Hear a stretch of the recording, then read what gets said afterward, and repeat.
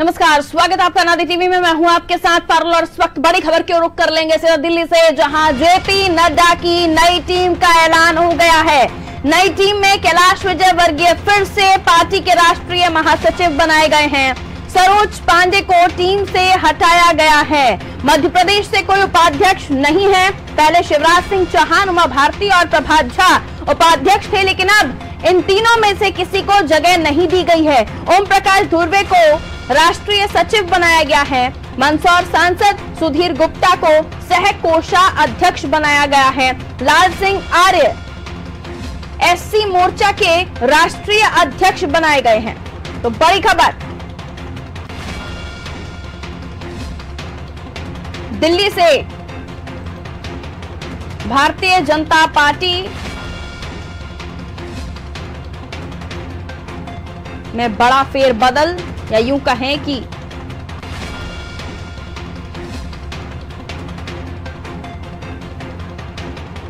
जैसे देखा जाए कि कुछ राज्यों में चुनाव और ऐसे समय पर मध्य प्रदेश में भी उपचुनाव है। इस लिहाज से इस बदलाव में मध्य प्रदेश को जगह कम ही मिली है। यानी पहले जिन बड़े चेहरों को इस टीम में रखा गया था, यानी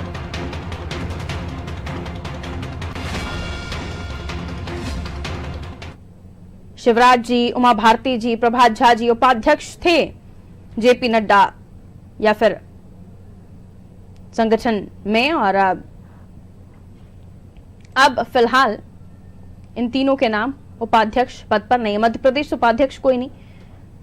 तो एक बड़ी खबर आपको बता रहे हैं। प्रभु पटेरिया जी हमारा पॉलिटिकल एडिटर हमारे साथ इस वक्त फोन लाइन पर मौजूद है। प्रभु जी, जेपी नड्डा की नई टीम का ऐलान, लेकिन मध्य प्रदेश के लिहाज से उपाध्यक्ष जो तीन पहले थे, अब कोई भी नहीं है। कोई बड़ा नाम उपाध्यक्ष में नहीं है और ना मध्य प्रदेश को उपाध्यक्ष के लिए चुना गया है। हालांकि अगर हम सह कोषाध्यक्ष की बात करें तो जरूर नाम दिया गया है, लेकिन ओम प्रकाश धुर्वे जी राष्ट्रीय सचिव बनाए गए हैं और लाल सिंह आर्य जी एससी मोर्चा के राष्ट्रीय अध्यक्ष बनाए गए हैं। लेकिन जो एक बिग अपॉर्चुनिटी मिलनी चाहिए थी किसी एक को, वैसा कुछ लग नहीं रहा। आप कैसे देखते हैं इस नई टीम को? बिल्कुल पारुल, यदि हम देखें कि जगत प्रकाश नड्डा की जो नई टीम आई है, इसमें मध्य प्रदेश का दबदबा काफी घट गया है पहले की तुलना में। यदि पिछली टीम देखें, जो अमित शाह की जो टीम थी, जिससे अभी तक जगत प्रकाश नड्डा के अध्यक्ष बनने के बाद भी जो कार्यरत थी, उसमें मध्य प्रदेश से तीन उपाध्यक्ष थे। एक तो प्रभात झा लंबे समय से उपाध्यक्ष का पद संभाल रहे थे।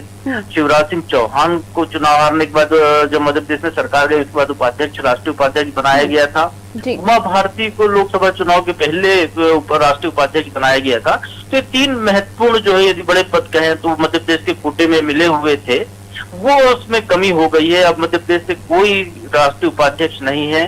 कैलाश विजयवर्गीय जरूर मध्य प्रदेश से राष्ट्रीय महामंत्री के पद पर बरकरार हैं। वो पहले भी अमित शाह की टीम में थे, अभी भी राष्ट्रीय महामंत्री हैं। तो एक तरीके से यह है कि कैलाश विजयवर्गीय का मध्य प्रदेश की राजनीति से केंद्रीय राजनीति में जो पहुंचने के बाद जो रसूख था, वो बरकरार रखा गया है। बहुत सारे लोगों को उम्मीद थी कि कैलाश जी को शायद कम कर दिया जाएगा, उनका पद घटा दिया जाएगा, लेकिन जिस तरह से पश्चिम बंगाल में वो संघर्ष कर रहे हैं भाजपा की सरकार बनवाने के लिए, और उनकी जो योगदान है, जिस तरीके का समर्पण पार्टी के प्रति, उसको देखते हुए उनको राष्ट्रीय महामंत्री के महत्वपूर्ण जिम्मेदारी पर बरकरार रखा गया। ये बड़ी बात जरूर है।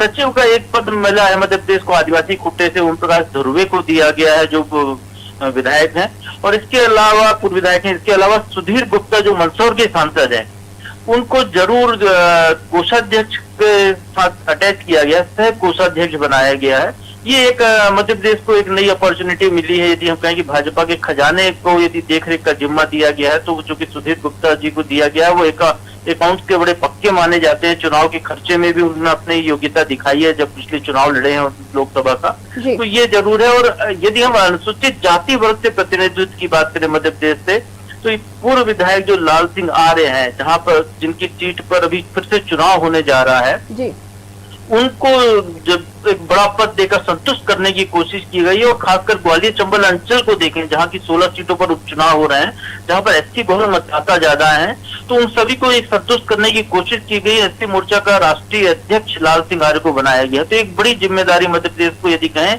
मोर्चे में जरूर मिली है। बाकी वैसे यदि देखें तो मध्य प्रदेश को कोई ज्यादा अपॉर्चुनिटी नहीं मिली है।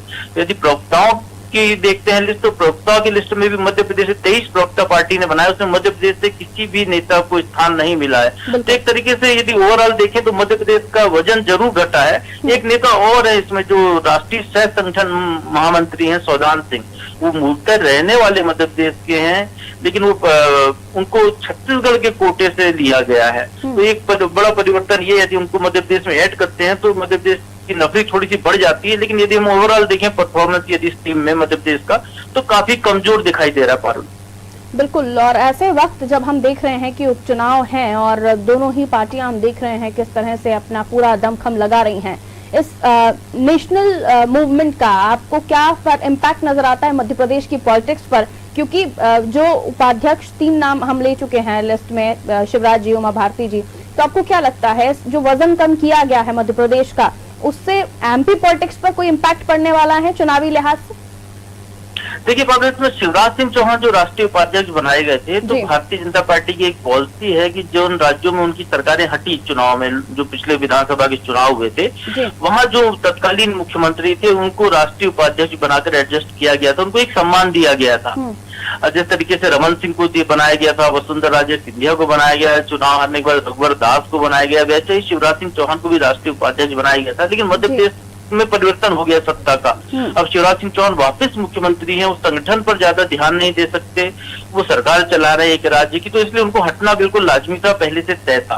उमा भारती का जरूर यहाँ से हटना एक अपने आप में चौंकाने वाला बात है, क्योंकि उमा भारती ने जब केंद्रीय मंत्री पद छोड़ा था, पिछला चुनाव न लड़ने का फैसला लिया था, तो उन्होंने ये कहा था कि पार्टी को अपना समय देंगी और उनकी जिद पर ही पार्टी उनको चुनाव लड़ाना चाहती थी। लेकिन उमा भारती ने कहा कि वो पार्टी के लिए प्रचार करेंगी, वो खुद चुनाव नहीं लड़ेंगी, वो गंगा के लिए काम करना चाहती हैं, तो पार्टी ने उनको राष्ट्रीय उपाध्यक्ष बनाया था। और चूंकि वो गंगा के लिए पूरी तरह समर्पित हो रही है उमा भारती, और शायद उनकी सहमति से उनको यहाँ से विड्रॉ किया गया है। लेकिन प्रभात झा जो नाम है, जो पिछले लंबे समय से राष्ट्रीय उपाध्यक्ष बने हुए हैं भारतीय जनता पार्टी के, उनका 2 टर्म के सांसद भी रहे हैं, और राज्यसभा का कार्यकाल खत्म होने के बाद प्रभात झा को मुक्त करना एक तरीके से चौंकाने वाली बात है, क्योंकि प्रभात झा मूलतः बिहार से आते हैं, जहाँ पर की विधानसभा के चुनाव भी होने वाले हैं। प्रभात झा वहां पर भी भूमिका अपनी निभाते रहे, मध्य प्रदेश भाजपा के पूर्व अध्यक्ष रहे, विभिन्न पदों पर भी रहे, तो एक वो 2 राज्यों के बीच में एक संतुलन का काम कर सकते थे। प्रभात झा की खासियत यह है कि उनको जहां भी पार्टी ने लगाया वो वहां पर काम करने के लिए तैयार रहते, वो काम करके दिखाते भी हैं। तो उनको जरूर यहाँ से हटाना, तो ऐसा लगता है कि शायद उनको कोई नई जिम्मेदारी वहां पर दी जा सकती है, क्योंकि मीडिया का भी बड़ा अनुभव है उनको। तो बिहार चुनाव के दौरान उनको मीडिया से जुड़ा उस राज्य की कोई जिम्मेदारी हो सकता है वहां पर थे, लेकिन उनको यदि शेक किया गया है तो अपने आप में चौंकाने वाली बात।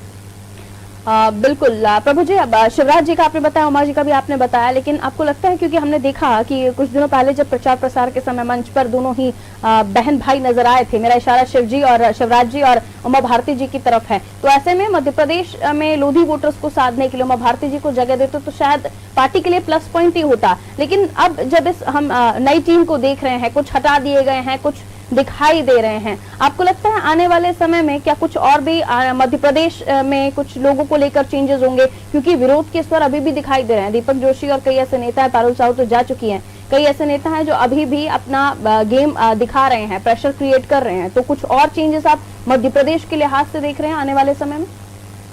देखिए पारुल, ये जो राष्ट्रीय टीम बनी है, हम इसकी बात करें तो एक अलग परिदृश्य है, लेकिन एक फैक्टर जो आपने लोधी वोटर का जरूर जो बात की है, वो मुद्दा जरूर हो सकता है। लेकिन इसमें जो राष्ट्रीय टीम बनी है, इसमें लोधी समाज के लोगों को खासी तरजीह मिली है। ये जरूर है कि मध्य प्रदेश के लोधी वोटर को नहीं मिली है, दूसरे राज्यों के लोधी वोटर को दिया गया है। और मध्य प्रदेश से यदि देखें तो उमा भारती के हटने के बाद उनकी जगह पर लोधी समाज के ही बड़े नेता प्रहलाद पटेल को केंद्रीय मंत्री बनाकर संस्कृति और पर्यटन विभाग का जिम्मा दिया गया, तो वो जगह भरकर पहले से लोधी समाज को संतुष्ट करने की कोशिश की गई है। दीपक जोशी जैसे जो नेता है, इनका कद राज्य के बाहर नहीं है, तो इन नेताओं को संतुष्ट करने के लिए राज्य की जो टीम अभी आने वाली है, जी वही मैं कहना था, मध्य प्रदेश में क्या होगा जी, हाँ, उस टीम में इनको तरजीह दी जा सकती है। और जिस तरीके से दीपक जोशी लगातार तेवर दिखा रहे थे कि उनको यदि महत्व तो नहीं मिलता है पार्टी में या उनको टिकट नहीं दिया जाता है तो छोड़कर कांग्रेस में भी जा सकते हैं। उन्होंने कई बार कहा कि उनके ऑप्शन खुले हुए हैं, उनको प्रस्ताव मिल रहे हैं, लेकिन वहां से भारतीय जनता पार्टी का उम्मीदवार तो तय है ही, और कांग्रेस का भी हार्ट पीपल्स उम्मीदवार आ गया, तो इसमें कांग्रेस में जाने के उनके रास्ते बंद हो गए हैं। और ये हो सकता है दीपक जोशी की पार्टी के बीच में एक सहमति बन गई हो कि पार्टी की जो प्रदेश की टीम बन रही है उसमें दीपक जोशी को कोई पद मिल सकता है, यहाँ पर वो उपाध्यक्ष बनाए जा सकते हैं, यहाँ पर सचिव के पद खाली हैं, वो या पहले भी वो खेल प्रकोष्ठ वगैरह संभाल चुके हैं। तो ऐसी तमाम जो अभी पद खाली हैं या निगम मंडलों में एडजस्ट किया जा सकता है। तो ऐसी बहुत सारी गुंजाइश है मध्य प्रदेश के जो नेता नाराज हैं चुनाव के लिहाज से उनको एडजस्ट करने की, और शिवराज सिंह चौहान के पास वो पूरे पत्ते अभी खुले हुए हैं। एक और क्वेश्चन मैं आपसे छोटा सा पूछना चाह रही थी, लाल सिंह आर्य, ये नाम आपको लगता है कि दिल्ली में रखा गया है, राष्ट्रीय अध्यक्ष उनको एससी मोर्चा का बनाया गया है, अगर ये सिर्फ इसीलिए साधने की सिर्फ कोशिश है तो क्या इतने अहम पद पर, इतने बड़े लेवल पर लाल सिंह आर्य को भेजना आप ठीक समझते हैं? इस तरह की कोई सुगबुगाहट मध्य प्रदेश में पहले से थी या फिर ये चौंकाने वाला लगा आपको? देखिए पारुल, उनको संगठन का खासा अनुभव है। मध्य प्रदेश की जो भाजपा के एसटी मोर्चा के अध्यक्ष रहे हैं, वो शिवराज सरकार में कैबिनेट मंत्री रहे हैं, और प्रदेश की यदि हम कहें कि प्रदेश के एसटी वर्ग के बड़े नेताओं में लाल सिंह आर्य की गिनती होती है, लेकिन वो चूंकि सहज सरल नेचर के हैं तो वैसे तेवर दिखाते नहीं है सार्वजनिक तौर पर, चूंकि उनके क्षेत्र का चुनाव है, उनकी सीट दूसरे के पास जा रही है। और जैसा मैंने पहले बताया, ग्वालियर चंबल अंचल की 16 सीटों में से ज्यादातर सीटें जो है एसटी वर्ग के खाते की हैं, जहां पर की चुनाव हो रहे हैं। तो उस वर्ग के, उस क्षेत्र के मतदाताओं को साधने के लिए एक कोशिश की गई। वो पढ़े लिखे नेता हैं, युवा है, ऊर्जावान है, तो उनका उपयोग भारतीय जनता पार्टी पूरे देश में कर सकती है। शायद यही वजह है जिसके कारण उनका चयन इस पद के लिए किया गया है। करने के लिए और हमें समझाने के लिए, तो जेपी नड्डा की नई टीम का ऐलान हो गया है। कैलाश विजयवर्गीय फिर से पार्टी के राष्ट्रीय महासचिव बनाए गए हैं। सरोज पांडे को टीम से हटा दिया गया है। मध्य प्रदेश से कोई उपाध्यक्ष नहीं है। पहले सीएम शिवराज सिंह चौहान, यानी इससे पहले जब बीजेपी की सरकार नहीं थी, 15 महीने कांग्रेस की सरकार थी, उस वक्त शिव जी को ये जगह दी गई थी, शिवराज जी को ये जगह दी गई थी। उमा भारती प्रभात झा को हटाने के पीछे कोई अहम कारण हो सकता है जिसे हम समझने की कोशिश कर रहे थे। ओम प्रकाश धुर्वे को राष्ट्रीय सचिव बनाया गया है। मंदसौर सांसद सुधीर गुप्ता को सह कोषाध्यक्ष बनाया गया है, कोषाध्यक्ष के साथ अटैच किया गया है। लाल सिंह आर्य एससी मोर्चा के राष्ट्रीय अध्यक्ष बनाए गए हैं। और इस पूरी ही नामों का, इस टीम का आकलन किया हमने और एनालिसिस भी किया। हमारे एसोसिएट एडिटर प्रभु पटेरिया जी ने पूरा समझाया कि आखिर क्यों, किस नाम को कितनी तवज्जो किस लिए दी गई है। तमाम चीजें हमने आपके सामने रखी।